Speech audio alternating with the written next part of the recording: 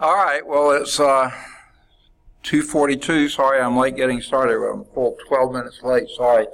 But I had a student needing a degree plan printed before I could come up to this class because he was waiting, so I had to go down and get that done.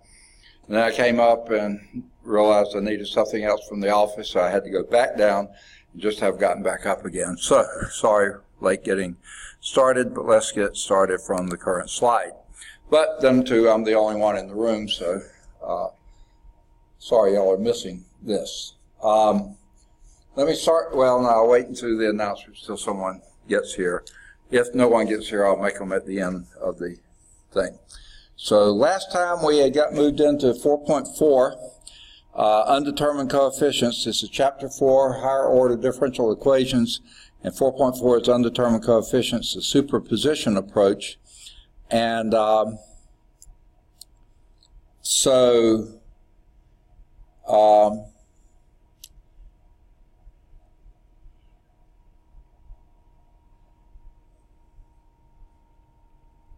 what we're dealing with here, if you remember from last week, in 4.3, basically we're doing the homogeneous linear equations with constant coefficients. Okay? What's different this time, we're same thing, except that we have the non-homogeneous linear differential equation. Everything else is the same, except rather than homogeneous or homogeneous, however you want to say it, it's non-homogeneous. We have an equal to g of x at the end. Okay? So we're going to be talking about the method of undetermined coefficients by what that function g is. Okay? The first of two ways we'll consider for attaining these would be method of undetermined coefficients. The underlying idea behind this method is a conjecture about the form of y sub p, basically an educated guess that is motivated by the different kinds of functions that make up the input function g. The general method is limited to linear differential equations where your coefficients are constants. We're not dealing with variable coefficients now, constant coefficients. G is either a constant function k. I don't remember writing this down before. Let me get my pen set up. That's why I was having a little bit of trouble remembering where we did left off. I have a mark, but I couldn't remember doing most of this before. But let me go back for a minute. Even when we have the g of x, the first thing you do is find the complementary function y, setting that g equal to 0. That gives you a complementary function, and then find the particular solution, and that's what we're dealing with, how to find those particular solutions. Okay? So here's what the g of x can be. The g of x can be a constant. I'm just going to call it k. A polynomial. Okay. Exponential function.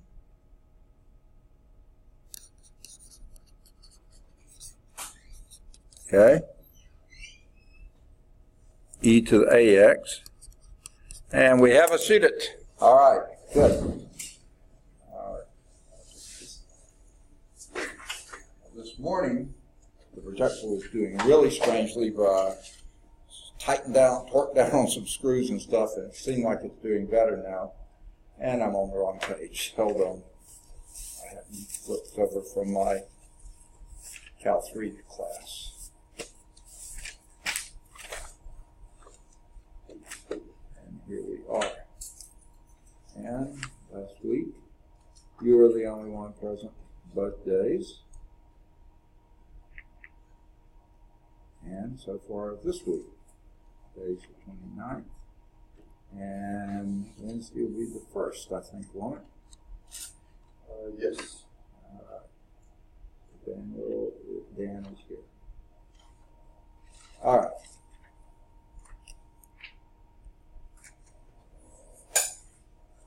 All right. Did we get started in 4.4 last time at all?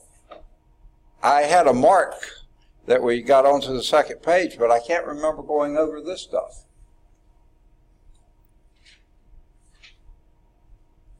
Page 142.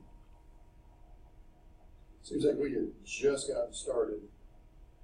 Like you had introduced the non-homogeneous linear equation. And had I gone over what G could be? Bottom of the page. I don't believe so. Okay, well, that's what I was doing just now. So the non-homogeneous has a G of X at the end. To solve that, you first do the set it equal to 0 and do the complementary like we just did in 4.3. And then that's where we're starting with the G of X. Here's what the G of X can be. A constant, just the number K, whatever. 17, 4/3 pi, whatever it happens to be. It can be any polynomial function, okay? It can be any exponential function, e to the ax. Boy, we have a lot of those. It can be a sine or a cosine function. No other trig function, sine or cosine. And that'll be beta x for those. Now, don't confuse that too much with our complex roots beta x. I don't know why they would use beta x here, and they use, well, actually they use alpha x for the exponential function, as if you're still dealing with complex roots, but you really aren't. And a finite sum are products of these functions.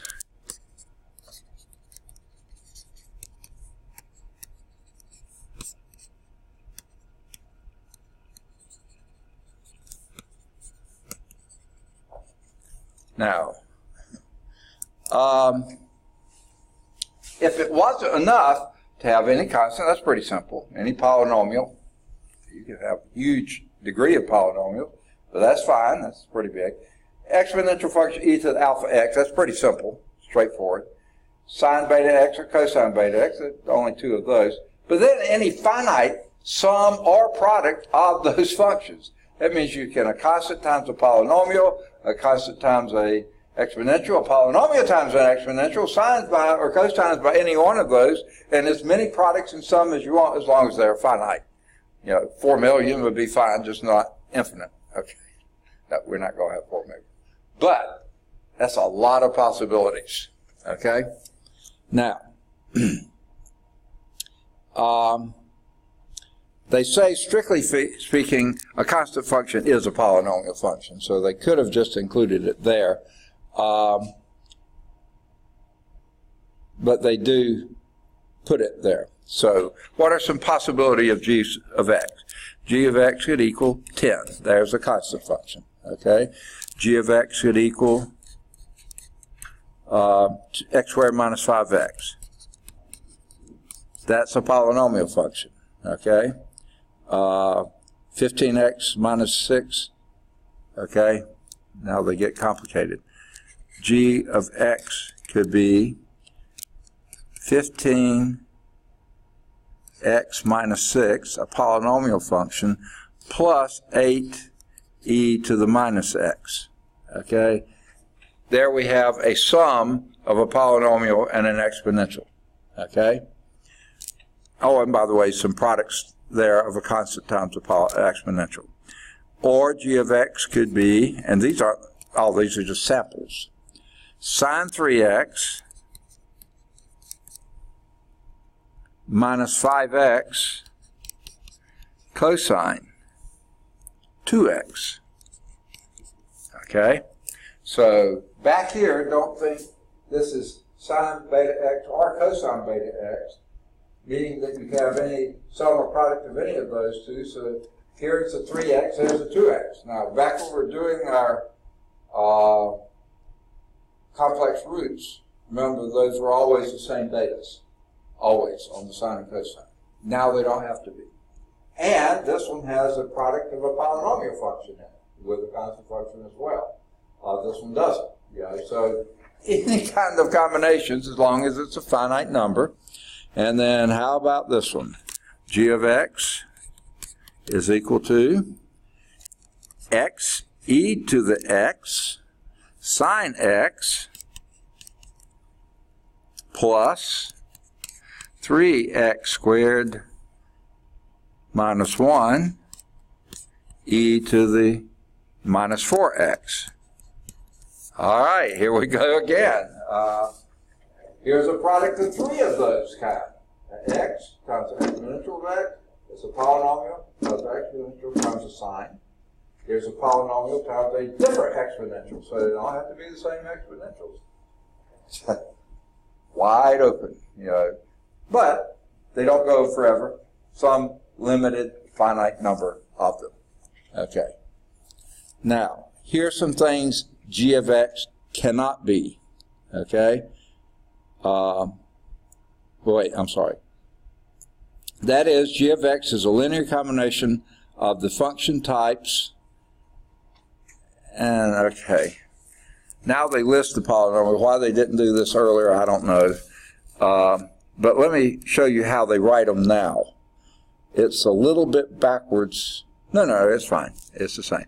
A sub n x to the n plus a sub n minus 1 x to the n minus 1 plus a sub n minus 2 x to the n, oops, to the n, sorry, n minus 2 plus dot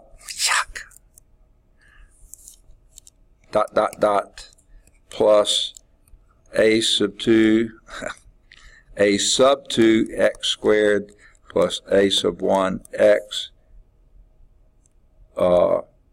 plus a sub 0. That's our polynomial type, and see the constant is included in that too. Okay, our p of x I've already written. That's the e to the alpha x, and that's a pretty ugly alpha. Let me clean it up just a little bit. I had written ax because my cataract is not seeing too clearly right now.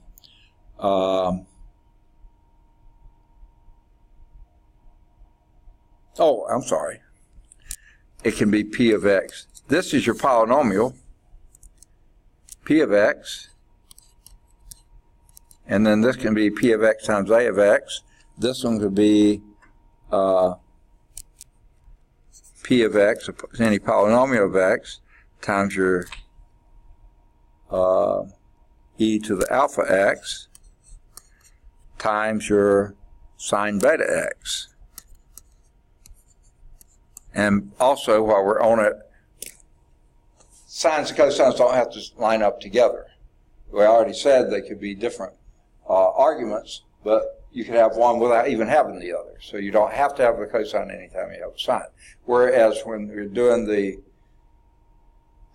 complementary function and you had the complex roots, they always were both there with the same arguments.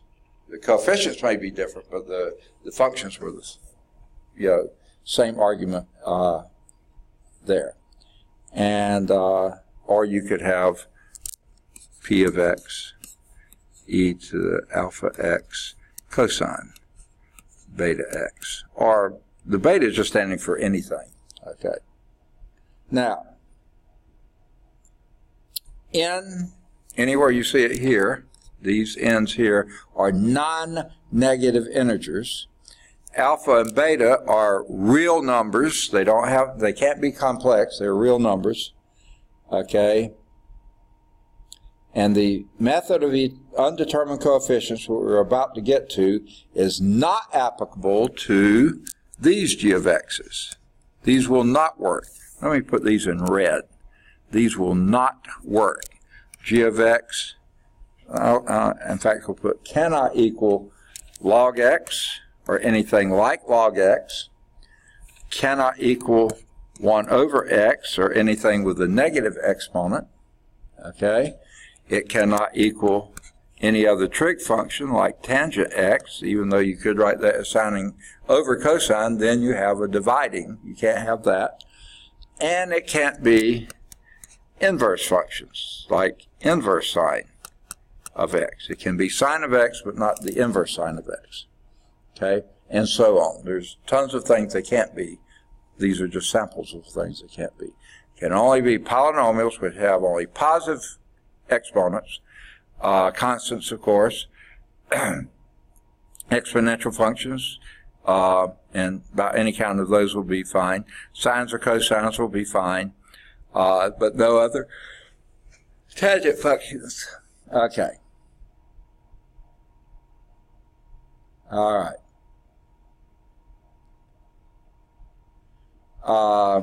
It says these sets of functions have the remarkable property that their derivatives of their sums and products are again sums and products of the constants, polynomials, exponentials, sines, cosines, and stuff. Their derivatives don't deviate from this. Derivative of a polynomial usually is a polynomial. Okay? Lower degree, in fact. Derivative of exponent always is an exponent. Okay? Derivative of a sine is a cosine, derivative of a cosine is a sine, so you never get outside those two. That's why you can't include tangent, because derivative of that would be secant squared. You don't want to go there, okay? So that couldn't be. And then any product, like you had something like this, you just use product rule. And these will be functions of sums or differences or whatever of all these functions. You can't, it doesn't introduce you into any other. Like tangents get you into secants, inverse sines get you into square roots. Roots you can't have, so they're out of there. Negative exponents you can't have because they keep getting more and more negative. Yeah, log x, that gets you 1 over x if you take a derivative. So yeah, those things you can't have. But these you can. Okay. So, we're going to illustrate the basic method here, and this is the bizarre thing. They haven't told us what the basic method is, but they're going to illustrate it for us. Let's do this. So, let me get out of red now and back to black. Solve this. Y double prime plus 4y prime minus 2y is equal to 2x squared minus 3x plus 6. Okay? Now, where would you start?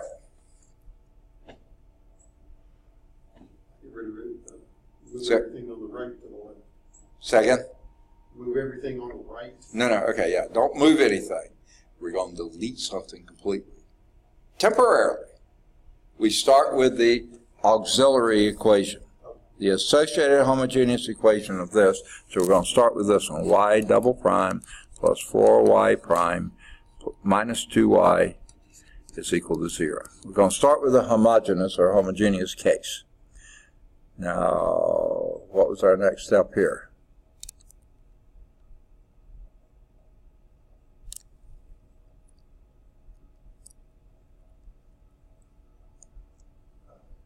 Huh? Well, if we're going to use the auxiliary, it's going to be e to the mx. Yeah, e to the mx, exactly. And you want to start there and just go straight to the auxiliary. Let y equal e to the mx. Yeah, second. What would it be then? It's going to be m squared plus 4n. All right. Minus 2. Equals 0.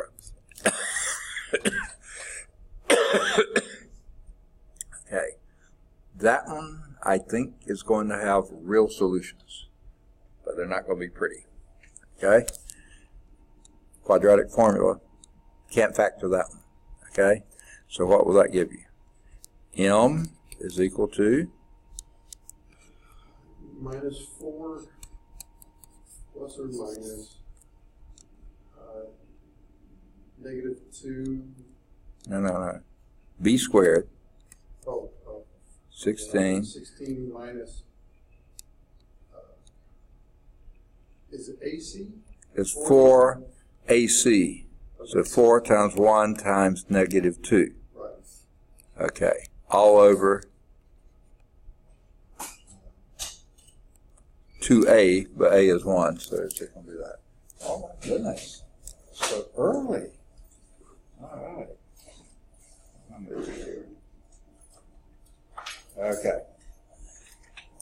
doing example 1 at the bottom of page 143. Okay, there's the problem we're after the very top line, but we're going to forget about the g of x on the right-hand side and just go for the auxiliary solution first, the homogeneous part. And of course, we're going to let y equal e to the mx, and that will give us this auxiliary equation. And that's what we're trying to find the roots of now. Not factorable, but at least it's not complex. Okay, and what will that have? And this is over 2a, and a is 1, so it's 2. Okay, it would be a minus 4 plus or minus the square root of 8. Is it 8? No, not quite. 16. Count the minus signs. 2. 1, 2. So that comes out plus 8. So that would be over 2. So this would be minus 4 plus or minus the square root of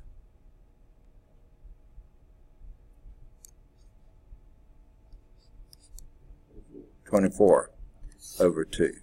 The good news is there is a perfect square hiding in 24. What is it? 4. And the square root of 4 is 2. And what's left over when you factor out of 4 out of 24?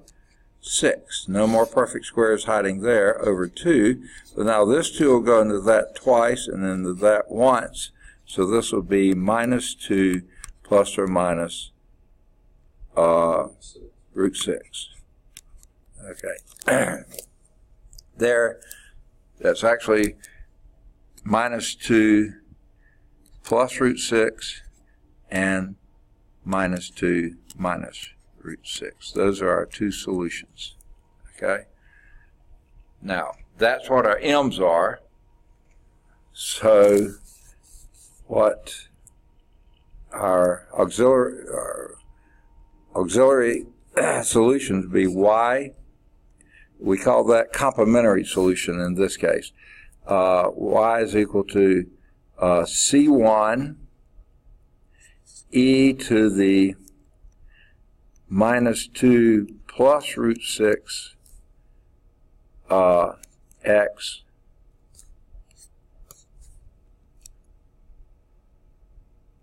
plus C2 e to the minus 2 minus root 6. Goodness, I can't talk. X. Okay. So there's your complementary solution. That's for the homogeneous part. Okay? Now, if you don't like them written that way, you could write it. Yes? In the book, for the C2E, they've got negative 2 plus. Okay. What they did there was factor out the minus from here, put it on the outside, and made both of those plus. And then what they did on the other one, oh, yeah. Okay. You see, their second one is exactly what I've got there as the first one, right? Yes. Okay. Their first one is exactly what I've got as a second with the minus pulled on the outside. Well, if you were going to factor out a negative, it seems like it would also be a negative. That what?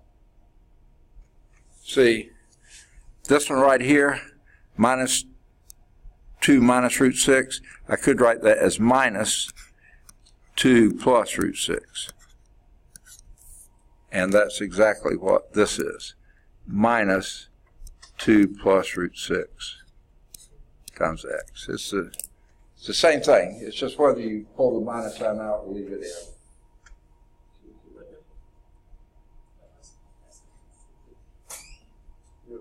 Okay.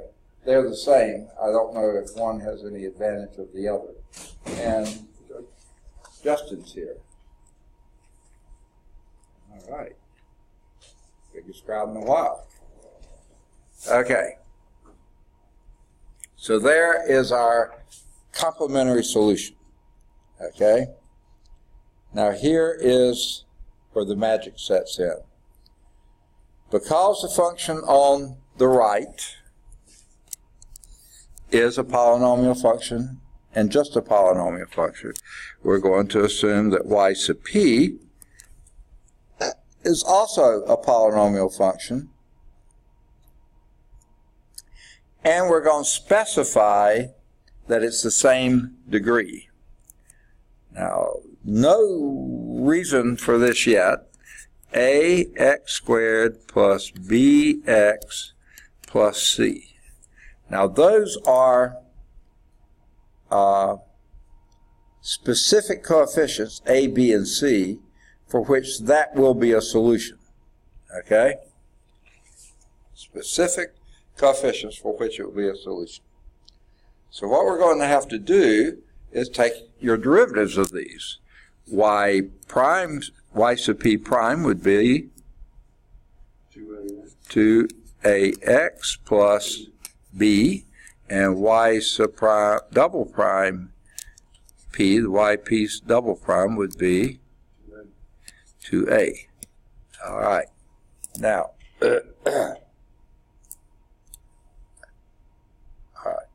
now, if we put these particular solutions into our original here, we would have 2a, that's putting the y double prime in, right, plus 4 times your y prime, which would be plus 8ax.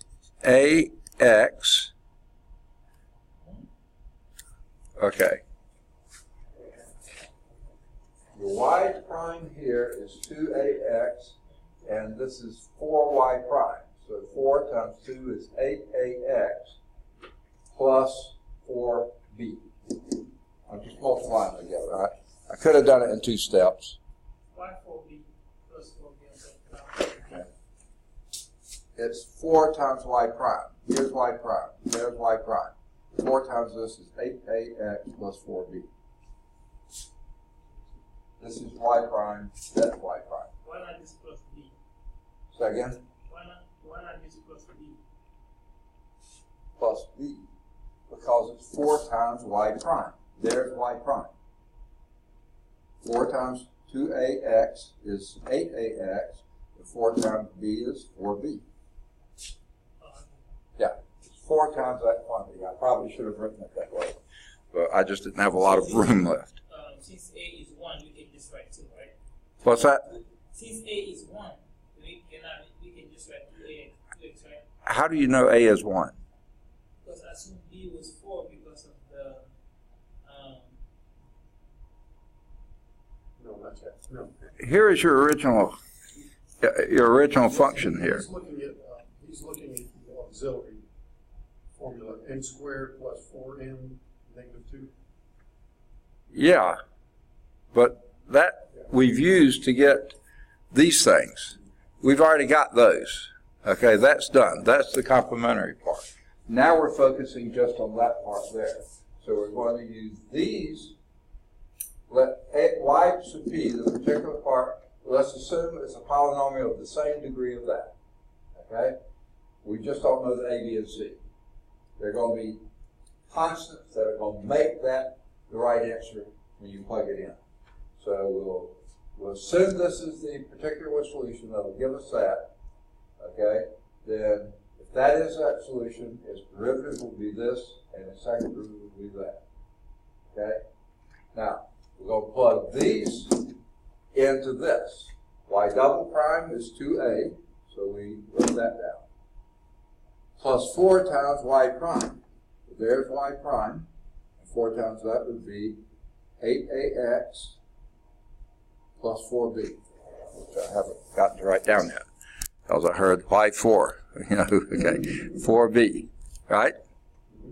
Okay, minus 2 times y, so that would be a minus 2ax squared minus 2bx minus 2c, right? Lost it, there it is, minus 2c. All right, and that's supposed to equal this thing, 2x squared minus 3x plus 6. All right.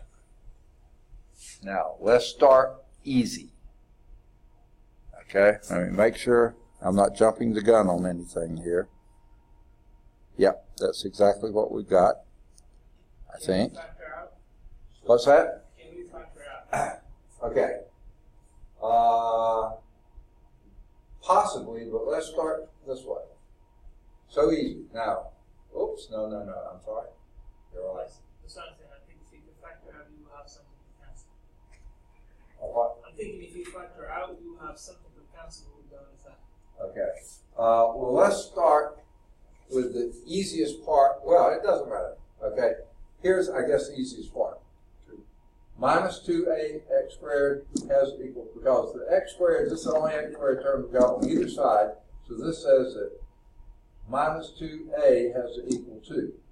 That means minus a has to equal 1. So a has to be minus 1.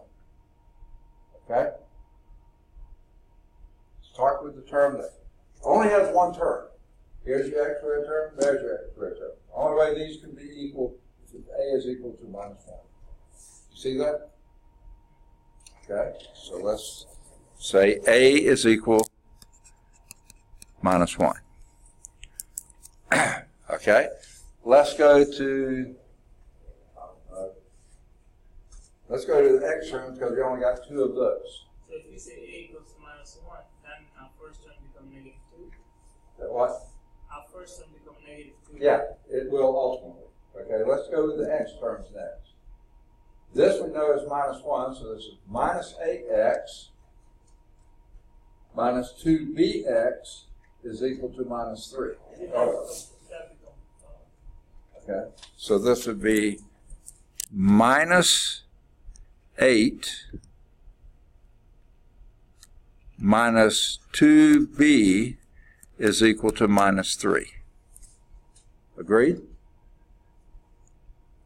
Because here's the only x term here, and we know a is minus 1, so that's a minus a. Here's the only other x term here, minus 2b, and here's the only x term there, it's equal to minus 3. Agreed?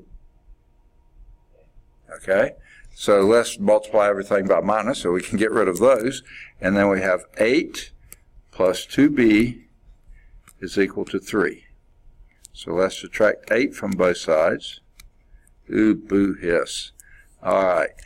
So 2b, or not, is equal to minus 5. So b is equal to minus 5 halves. Boo, hiss. I hate fractions. Yep, minus 5 halves. So let's now go to the constant terms. Remember, a is a minus 1, so this will give us a minus 2 minus 2 will go into 4 twice. That would be 10 minus 10, because b is minus 5 halves. So that would be minus 10 minus 2c is equal to 6. Remind me where you got negative 10. Okay. Okay, I'm looking at the constant terms now. This one, and that. Okay, 2 times minus 1, that's the minus 2. Negative 2. Okay, that's out. And then 4 times b, plus 4 times b. b is minus 5 halves. 2 will go into 4 twice. That would be 2 times minus 5 is minus 10. I got it. Okay? Then minus 2c is equal to 6. 6. Okay? Now, this adds to be minus 12, so I'll add them to both sides, add 12 to both sides, so this will be 18, so I get minus 2c is equal to 18. I'm skipping steps because I don't have much room. All right, look at this big crowd today. Maybe people are coming to pick up their final exams. Okay. Maybe we should give a final exam every day. Okay.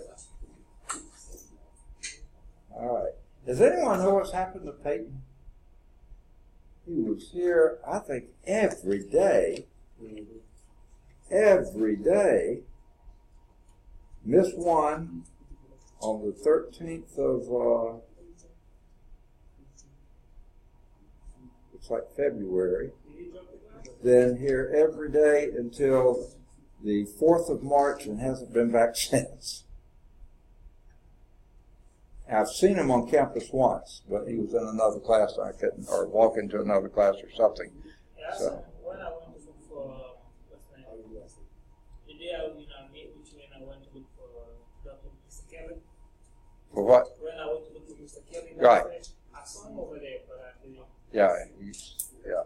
So I mean, missed only one day for months and then hasn't been back since.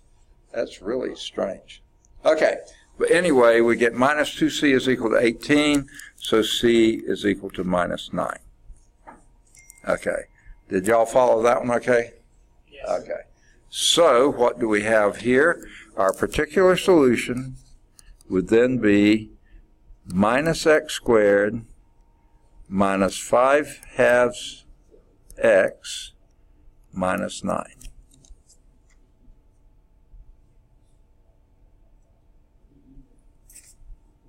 Yep. Okay. So, our final solution, I'm going to try to write it down here, y is equal to your complementary solution, c1 e to the, now I can write it the same way the book does or not, doesn't matter. The book writes it minus 2 plus root 6 x plus c2 e to the minus 2 plus root 6 x, then plus the complementary part, or particular part, minus x squared minus 5 halves x minus 9. There is your solution for this differential equation. Do the complementary piece by doing just the homogeneous part. Okay? Then magically you come up with, well, I think the particular solution will look a lot like that polynomial there, and actually that's not a bad idea. Just make it a general polynomial with coefficients a, b, and c of the same degree that that polynomial, the g is, and then go to town with, if that's a particular solution, do its first derivative, its second derivative, and then plug in the original equation with a particular solution in there and get it to balance up to be what those coefficients are there. And you wind up with a particular solution, a situation where you can pretty much count on what it is. Now notice, it doesn't matter how you left these, they're just weird things. These are just irrational numbers. That's all they are. It doesn't matter whether you put the minus inside or outside, it really doesn't matter. But they are exactly that, irrational numbers. Now, just to let you know, this is a decaying irrational number because this is a positive quantity, that's not minus up front. So this part's coming down like this. This part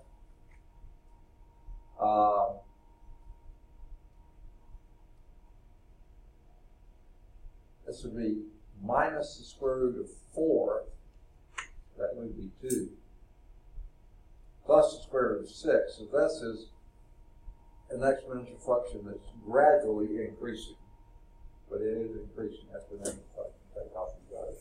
And then there's polynomial function. It's necessary to get that last part of the differential equation. So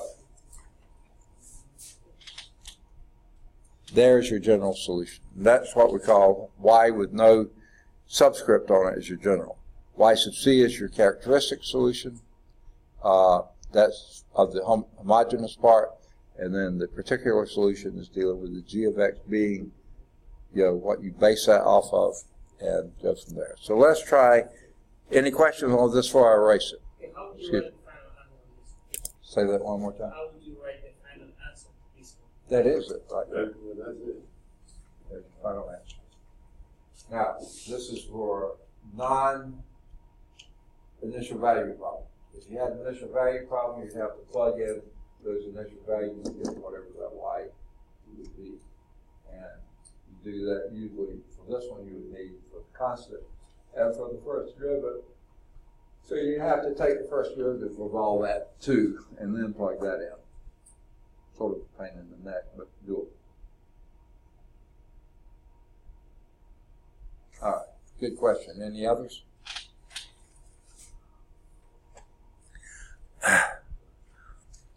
I can hardly breathe. I don't know what's going on here.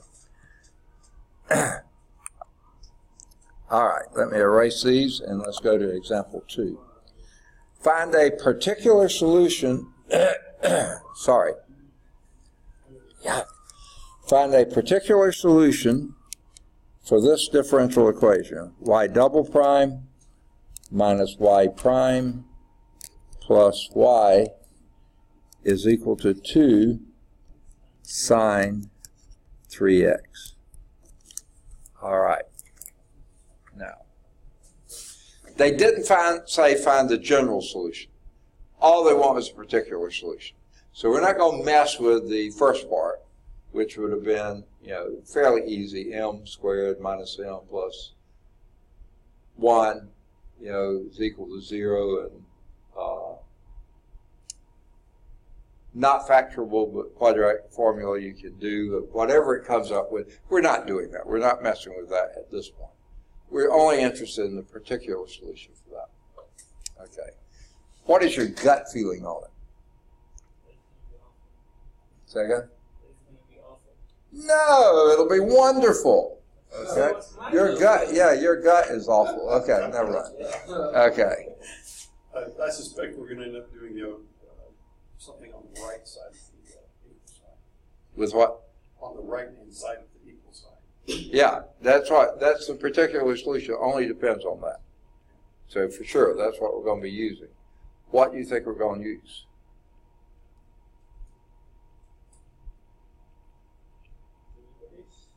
Second? Of what?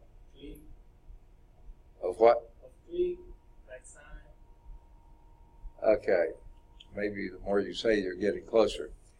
But here's my take on it. Whatever we get as a particular solution, it's got to have sine 3x's and cosine 3x's in it. Because when you take derivatives of those, you only get sines and cosines. Now, if you only went with sines, you're probably going to wind up with a cosine over here that you can't get rid of. So I would say some linear combination of sines and cosines of 3x. There's no reason to introduce a different thing here. So that would be my guess for what your particular solution would be. Let y sub p equal a sine 3x plus b cosine 3x. No reason to introduce a polynomial. You don't have any polynomial terms over there. No reason to introduce an exponential. You don't have any exponential terms. You do need to introduce sines and cosines because their derivatives will get all mixed up with sines and cosines, and you need the most generic, general form you can to get rid of as much as possible. So let's go through let's first make sure that's what the book said. Oh, look at that. They did it too. Except they did cosine first and sine second. I don't care. Okay? Second? I do. You do. Okay. I'm so sorry. Okay. So, what do we do next? Not yet. Prime. We have to take the derivatives. And what will the first derivative be? Negative a sine. Not negative. Yeah. In the book it's negative because we're doing cosine. We're doing sine. You're right. Yeah.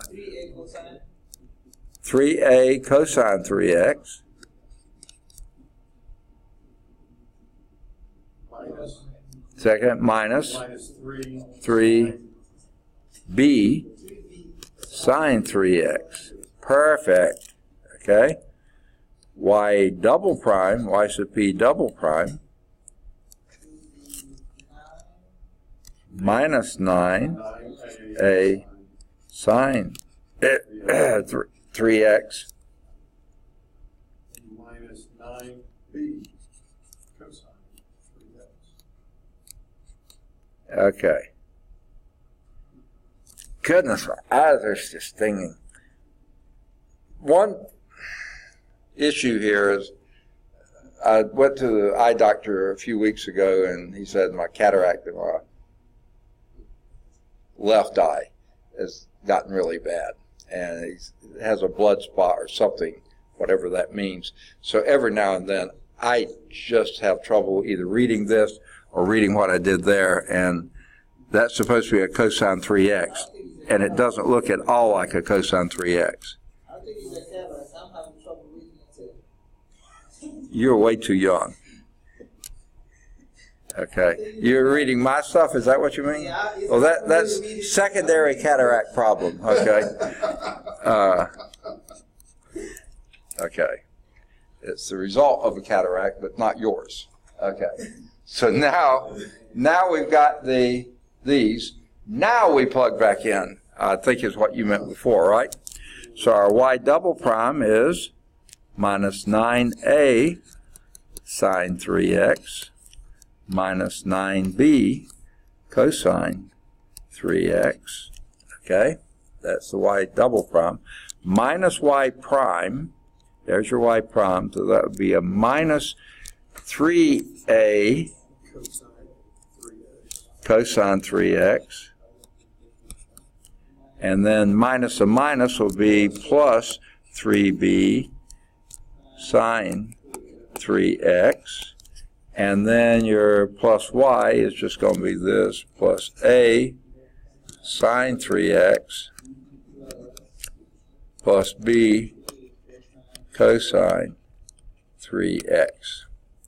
And that's supposed to equal 2 sine 3x. Okay. Now, I don't really care which one you start with or finish with, but I'm going to do it as easy as I can. Let's see, we got 1, 2, 3 with sines, and we got 1, 2, 3 with cosines. So it really doesn't much matter. Which one do you want to do, sines or cosines? Sine first. Sines first? Okay, let's do the sines first. Now, I'm going to leave off the sine part and just do the coefficients. Minus 9a plus 3b plus a equal 2. Because it's 2 sine 3x. Now we have two unknowns. Second? Now we have two unknowns now. Yeah, but we're going to get two equations. So let's get the a over there with the 2. No, I mean the 3, no. Let's combine these two. Okay. That's be a minus 8a plus 3b is equal to 2. That's what we got. Now that b, I don't know how that happened. Okay. The pen sometimes right and sometimes doesn't. Okay. Now let's do the cosine one. That says a minus 9b minus 3a plus b is equal to 0. Okay? And that says that minus 8a, minus 8b minus 3a is equal to 0. Now, there's a couple ways you can proceed on this. Hang on just a second. Where'd that come from? Okay. I hope I did it right. Let's just look at the cosines. There's a minus 9b minus 3a plus b, and there is no cosine down here, so that's equal to 0. Yeah. So then what I did here was 9b minus 9b plus b is minus 8b. This is minus 3a equals 0. I got you. Yeah. Okay. Now, you could do determinants. You could do matrices, you could do just about anything, but you know, nothing much faster than doing the good old elimination by addition. So if you multiply this equation by 8 and this one by 3, you'll eliminate your b, right? Okay, so let's multiply this one by 8 and this one by 3, and this would give us minus 64a plus 24b is equal to 16, and multiply that by 3, you get minus 9a minus 24b is equal to 0. Right? When you add those together, those go away, and you get minus 73a is equal to 16. That really stinks. A is equal to minus 16/73? You got to be kidding me. Yep. That's it.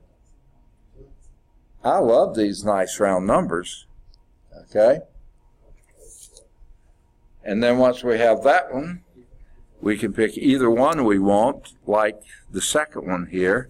That's your A.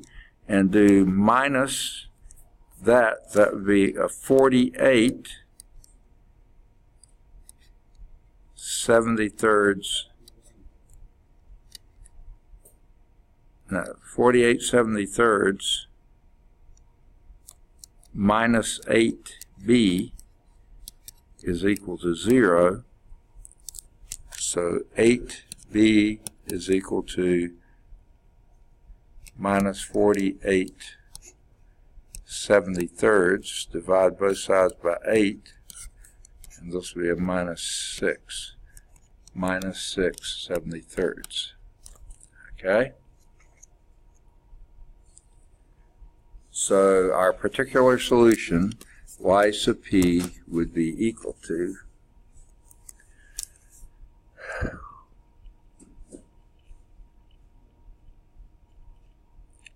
minus 16/73 sine 3x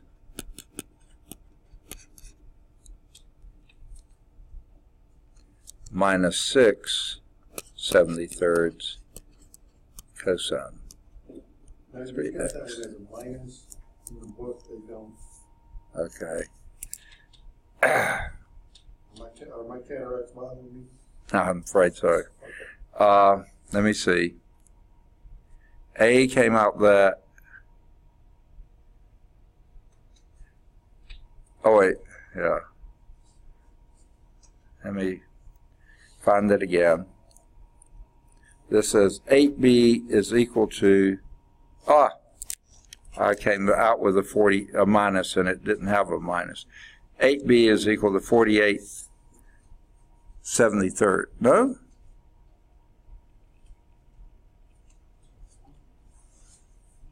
Goodness gracious, where is it? A is equal to minus that. Okay. You divide it by 8 when you negative 8. Yeah. Wait. Let me see. Let me find where I did this. Yeah. Okay. Negative 8b. Oh yeah, here we go. 3a, 3 times a, and a was minus 16. So, but this was a minus 3. Minus 3 times minus 16 was 48/73. Minus 8b is equal to 0. I move 8b to the other side, and I introduced a minus sign that wasn't there. Right. So there it is. Okay. Okay, so that then makes a plus. Okay. All right, good. And that's what you say the book has now? Yeah. Okay, they probably have it backward ordered just because they did the reverse thing, but yeah. 6/78 cosine 3x minus 16/73 sine 3x. Got it. That's the particular solution. Now, they used the phrase earlier, what you choose for these particular solutions are educated guesses. They didn't say blind guesses. They don't say, just make up something. They educate it. If it's only polynomials there, use a polynomial of the same degree, but we don't know the coefficients. That's why they call them undetermined coefficients. Okay. If it has a sine or a cosine by itself, you better use some of both, because derivatives of sines and cosines are both sines and cosines. So use both of them. And that's what we did for this one. Okay. Now,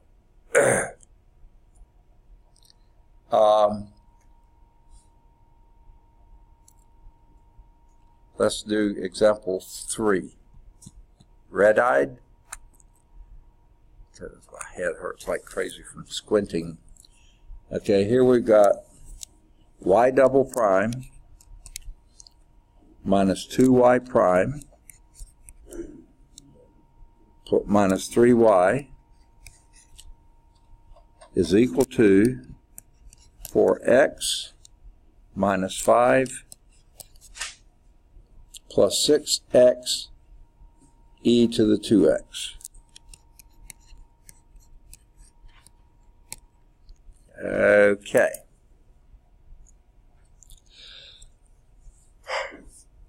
Now, the first part of that, pretty obviously, going to be a polynomial. And my gut reaction at first would be just to ax plus b. Okay? That should give us what we need. The second part of it, though, is a product. Now, I would think c x e to the 2x has got to be involved there. The question is whether maybe a d e to the 2x needs to be there as well. Because you see, when I start taking first and second derivatives of this, I'm going to have a product rule. And the product rule is going to gradually get rid of the x's, and have some e's without x's. So I think my answer has to include e to the 2x without an x in it. But we got to have some with an x in it. So that would be my first guess. Now, whether that's a good one or not, what are they asking? Okay, this one we are going to do the total solution. It says solve it, so we want the general solution. So let's start with the left-hand side. What would you do with that?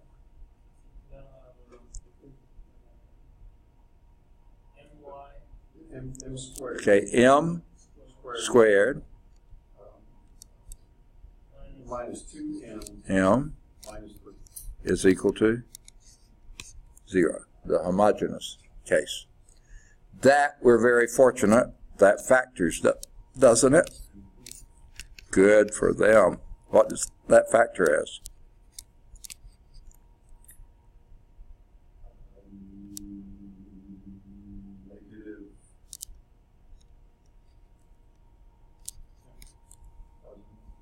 Is that right?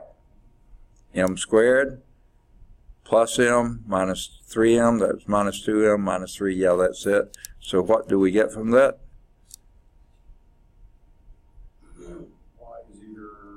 yc is equal to c1 e to the... Okay, I think what you were saying, let me go back, I understand what you're saying now. Either m is equal to 3 or m is equal to minus 1. I got it. Okay.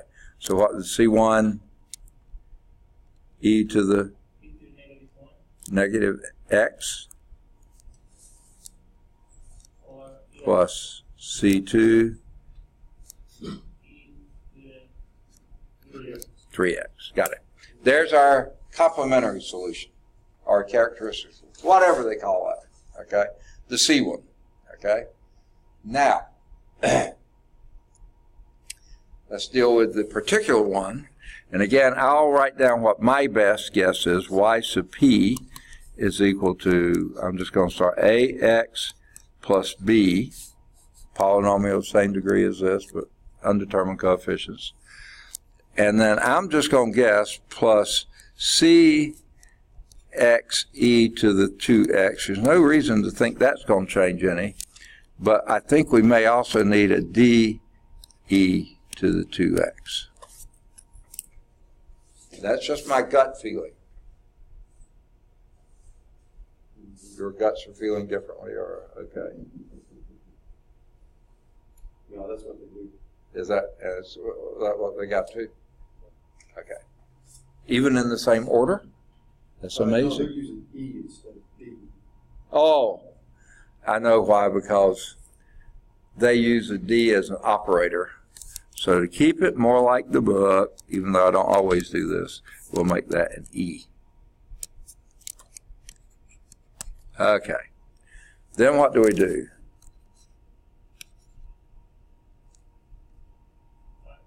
Find the derivative. And this will be what? A. Okay. Plus C. It's yes in Spanish. 2x. See what? I think. 2x. E to the 2x. Okay. E to the 2x is what you said. That's right. But that's the first part. Is that what you said? No, it's not. Okay. Yeah, I'll take the credit, yeah. That's the second part, or one part. The other part with the C in it is CX. 2CX e to the 2x. That's what I just said. That's what you said. Okay, I'm sorry. I couldn't hear it all. So we're doing the chain rule? No, the product rule. Yeah, just kidding, the product rule. Right. And the chain rule on the second part, when you did the derivative of 2x. That was changed. The first part here was the derivative of the first times the second. The C on the outside. Derivative of the first times the second. And then plus with the C, the first times the derivative of the second, which would be e to the 2x times 2. So we got those covered. And that times of E, like that plus E. I'm sorry? To the 2x. I can't hear you. First for the y sub p. That last time, what do you do? The what? Y sub p, the first. Y sub p. Yeah. Okay. And have ax plus b plus cx e to the 2x plus Right. I want it in this form. And then I did an e without the x in it. So what? Why? Because I knew when I took a derivative of that, I was going to come up with an e without an x in it.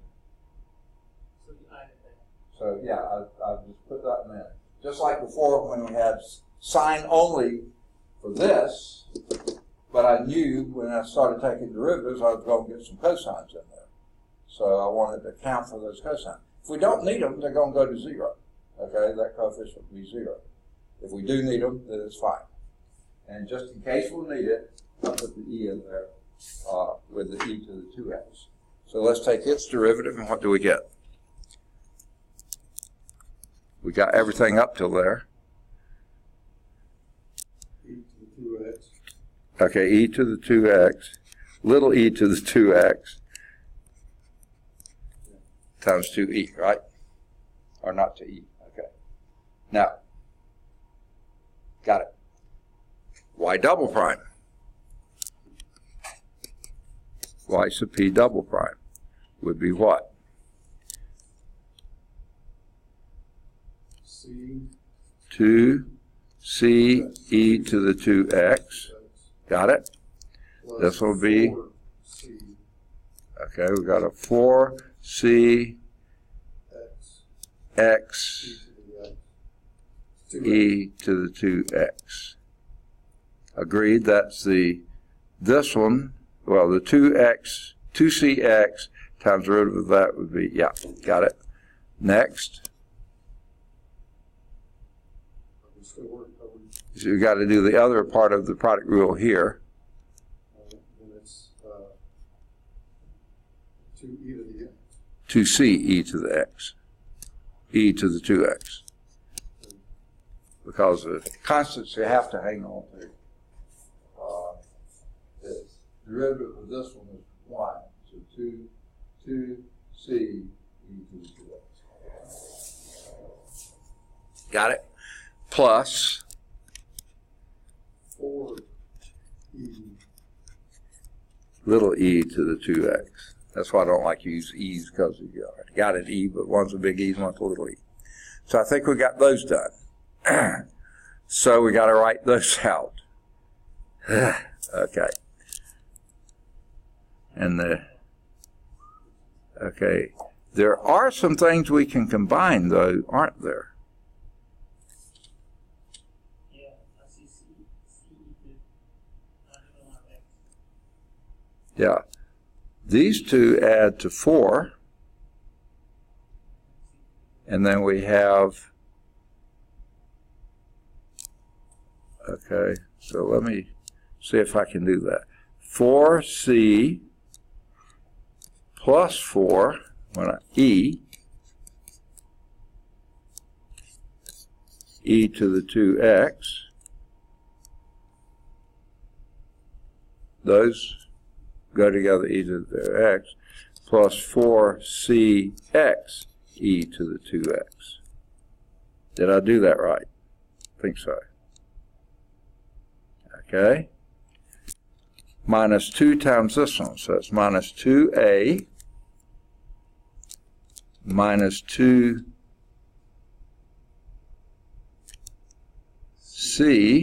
2x. Huh? CE to the 2x. Yeah. Yeah, but it's plus 4e e to the 2x. Right? Okay. Minus, yuck, my eyes are giving me crazy. I think it's 4c x, no, 8cx, sorry.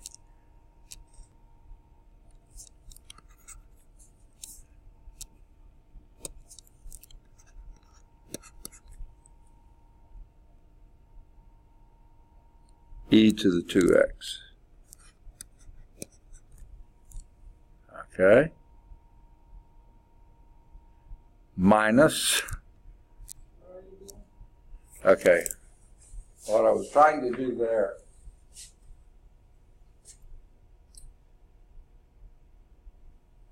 Minus 2a is here because it's minus 2 times the y. Oh, okay, you already something. I thought you were still, Yeah.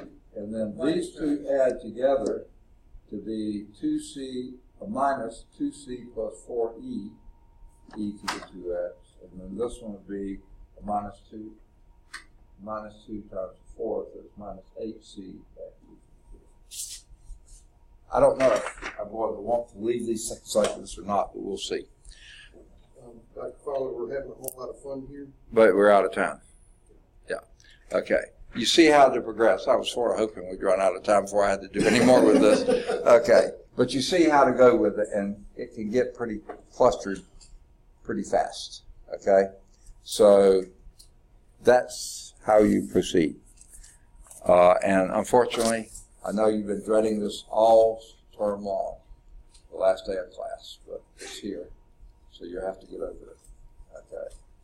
Now let me give you your last test, which you can call your final if you want to. And let me tell you which one you will or will not be able to do.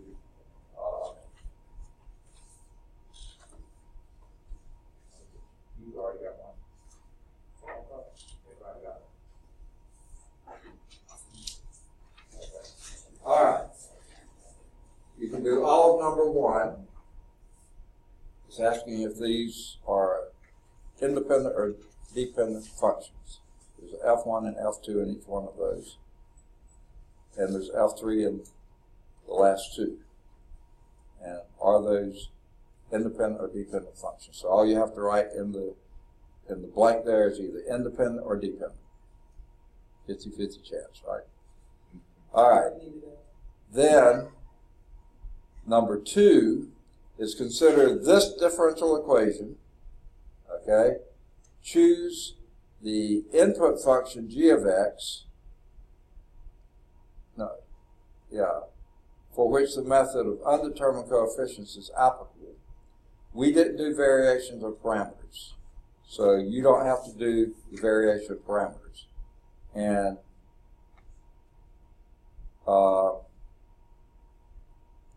is the method of undetermined coefficients that we're just doing on, is that appropriate or not for this g of x? And if y'all were here for the first part, you got it. So you may have to go back and listen to the first part of the class of which of these functions are or are not appropriate for that. So it's a yes or no in the first column. Don't worry about variation of parameters. Okay? Problem 3. You surely should be able to do that. Was back in 4.2 or 4.3. We've done that. And the same thing with number 4. That one you should be able to do. And now I think we've covered enough in 4.5 that you should be able to do that one as well. So, I mean 4.4 that you should be able to do that one as well. Okay? And they're due a week from tonight. Are any of you graduating this term? Justin? Okay. Any others? What's that? Okay, and you're graduating too? Okay. You have to have yours in by Thursday. Okay? The others are not graduating. You have to have yours in by this time next week. Sooner if you can. And have all of you done the student course evaluations? Excellent. Yes. Please do those. And I've gotten it in the email like 3 times. They're still wanting me to do it, and I've done it. So I don't know what's going on. Okay. Did you do any of the additional ones that they asked for?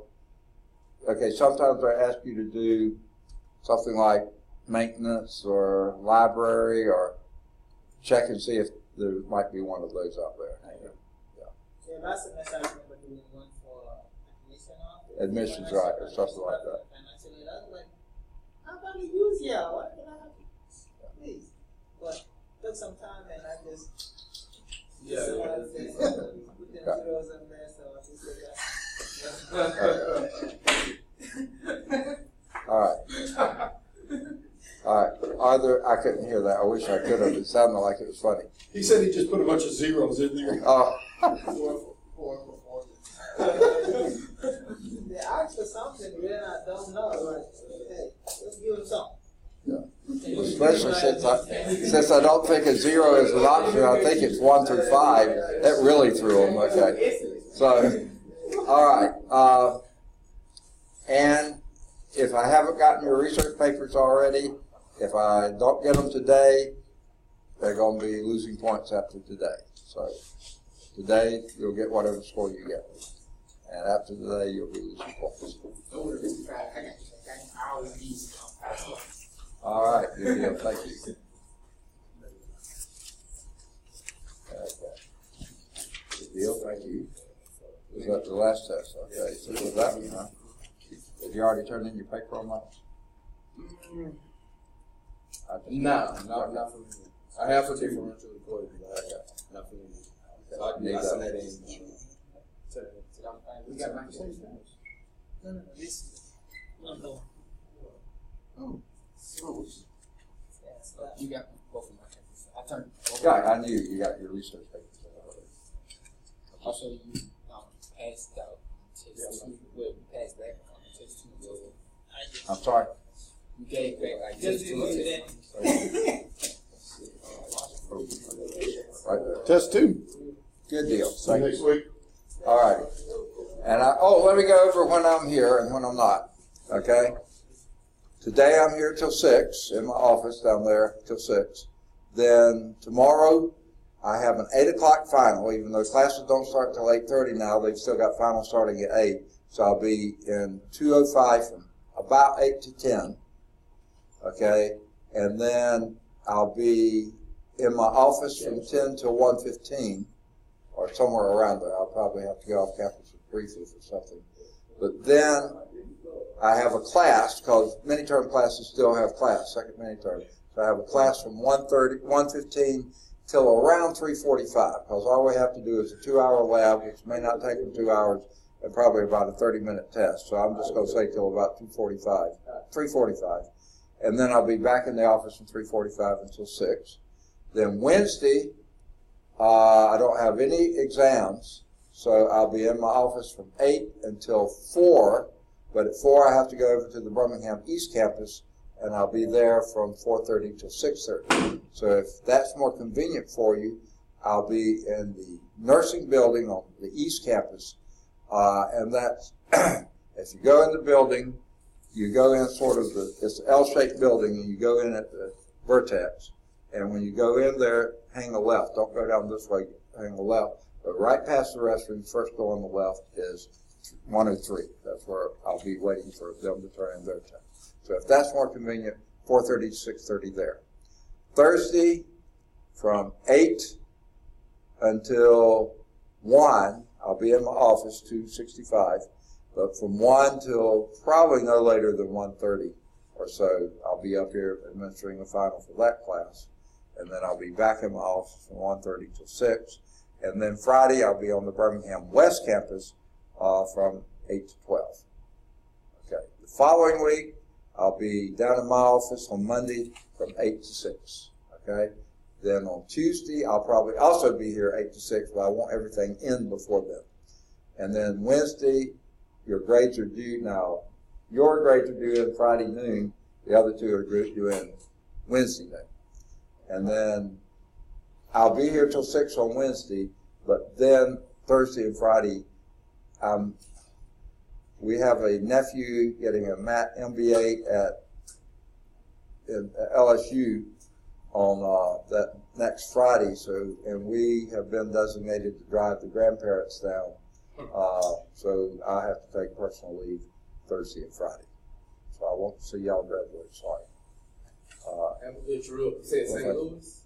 No, Baton Rouge. LSU. Yeah. Thank you. All right. You say you're here till 6 o'clock today? I'll be here till 6. Yeah. I went down to Right. the registration office, and they said I had to take chemistry. Like, they said I made the hours or whatever, but they told me to come talk to you. But she said she was going to call you. Okay. Say that one more time. Like, for my degree plan or whatever, I was supposed to take, like, you know, for my STARS agreement or whatever, I was supposed to take chemistry or whatever, you know, because I'm taking mechanical engineering. Right. So I need chemistry 1 and 2. Right. And, you know, I could take it, but I made the hours for it. She said she was going to do it. She wanted me to talk to you. Okay. Do you have your degree plan with you? Let me get this closed down so we won't